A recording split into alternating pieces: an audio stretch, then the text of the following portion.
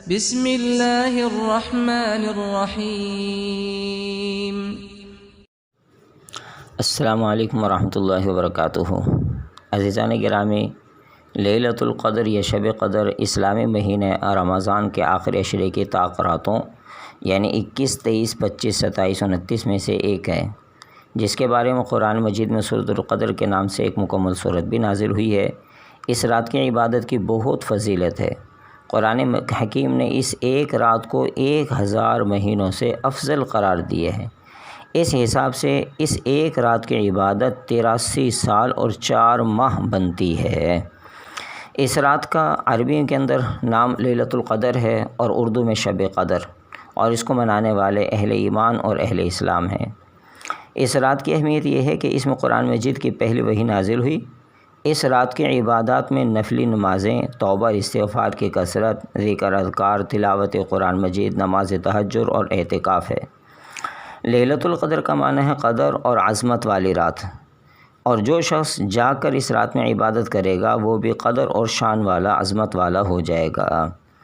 ایک قول یہ بھی ہے کہ لیلۃ القدر میں قدر کی دال پر زبر ہو، جس کا معنی تقدیر ہے، اور وہ اس لیے کہ اس رات میں پورے سال کے احکام کی تقدیر لکھی جاتی ہے۔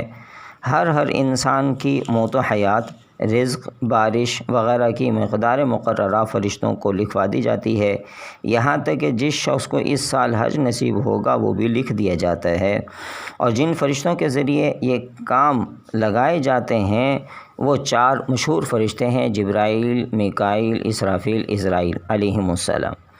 حضرت ابو ذر غفاری رضی اللہ عنہ نبی کریم صلی اللہ علیہ وسلم سے نقل فرماتے ہیں کہ سیدنا ابراہیم علیہ السلام کے صحائف رمضان کی 3 تاریخ کو، تورات رمضان کی 6 تاریخ کو، انجیل رمضان کی 13 تاریخ کو، اور زبور 18 تاریخ کو، اور قرآن مجید 24 رمضان کو نازل کیا گیا۔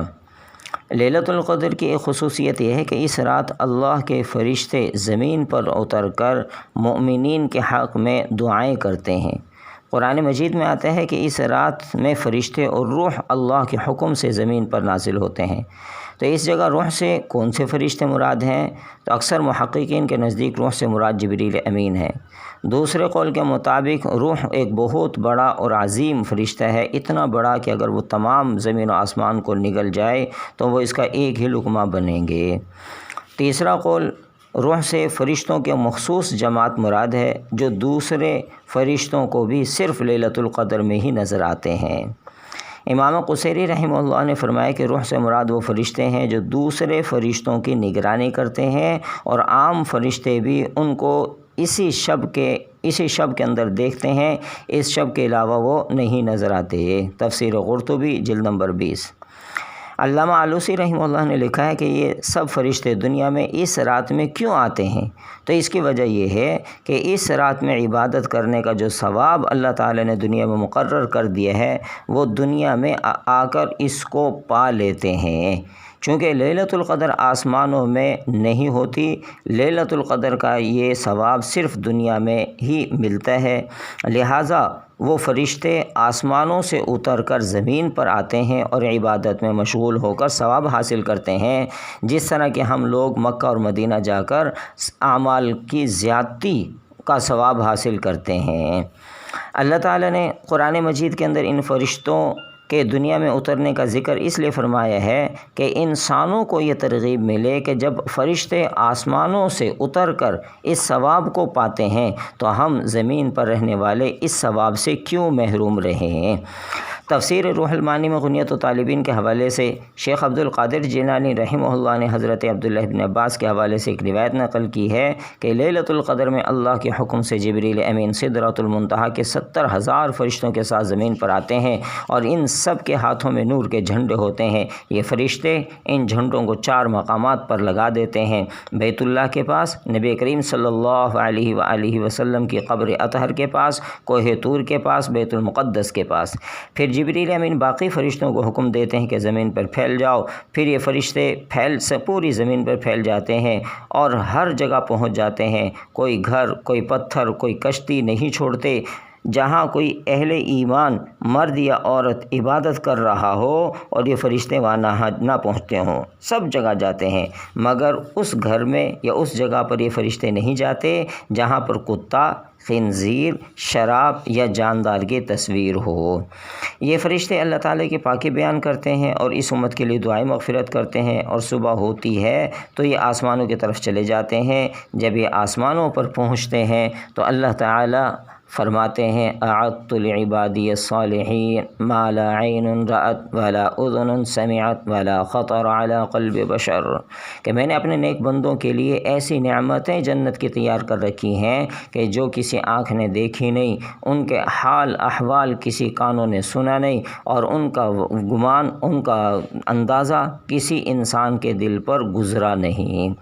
تو معلوم ہوا کہ بہت ہی عظیم رات ہے۔ لیلۃ القدر کی 5ویں خصوصیت یہ ہے کہ اس رات کو سلامتی کی رات بنایا گیا ہے۔ سلام ہی حتی مطلع الفجر، یہ رات سلامتی ہی سلامتی ہے صبح ہونے تک۔ مفسرین نے لکھا ہے کہ اس رات میں صرف سلامتی کے فیصلے ہوتے ہیں، اور حضرت امام مجاہد رحمہ اللہ تعالی نے فرمایا کہ یہ رات شیطان کی اذیت سے سلامتی والی ہوتی ہے، یعنی اس میں شیطان نہ کسی کو تکلیف دے سکتا ہے نہ باہر نکل سکتا ہے۔ بعض مفسرین نے فرمایا کہ یہ رات دوزخ اور قیامت کے ہولناکیوں سے نجات اور سلامتی دینے والی ہے، کیونکہ اس میں عبادت گزاروں کو جہنم سے محفوظ کر دیا جاتا ہے۔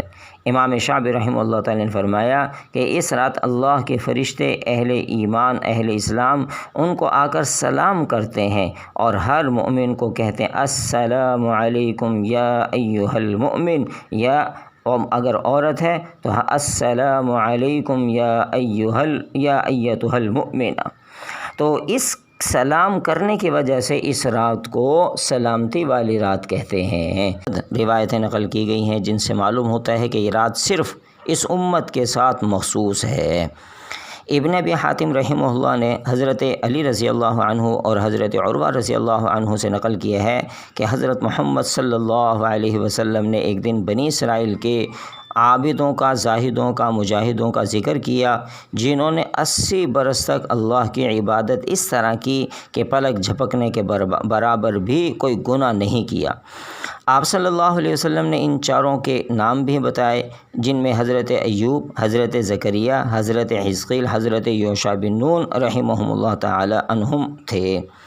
اس پر صحابہ کرام رضی اللہ عنہم کو تعجب ہوا، تو اس کے بعد حضرت جبریل امین آسمانوں سے تشریف لائے اور عرض کیا کہ اے محمد صلی اللہ علیہ وآلہ وسلم، آپ کی امت ان افراد کی عبادت پر تعجب کر رہی ہے کہ انہوں نے 80 برس عبادت کی، لیکن اللہ تعالیٰ نے آپ پر اس سے بھی زیادہ بہتر چیز نازل فرمائی ہے، اور پھر سورۃ القدر نازل بیان کی جو 1000 مہینوں سے بھی افضل ہے۔ یہ سن کر اللہ کے رسول صلی اللہ علیہ وسلم بھی اور صحابہ کرام رضی اللہ تعالی عنہم بھی بہت خوش ہوئے۔ شب قدر کی عبادت مہنگی ترین عبادت ہے۔ ذرا سا آپ عام دنوں کی عبادت میں اور شب قدر کی عبادت میں ہم موازنہ کرتے ہیں، دیکھیے سنیے۔ عام دنوں کے عبادتوں کے اندر اگر کوئی آدمی 1 سیکنڈ عبادت کرتا ہے تو یہی عبادت 1 سیکنڈ کی رمضان المبارک اور شب قدر کی 22 گھنٹوں کی عبادت سے افضل ہے۔ 1 منٹ کی عبادت 55 دنوں کی عبادت سے افضل ہے۔ 1 گھنٹے کی عبادت 9 سال کی عبادت سے افضل ہے۔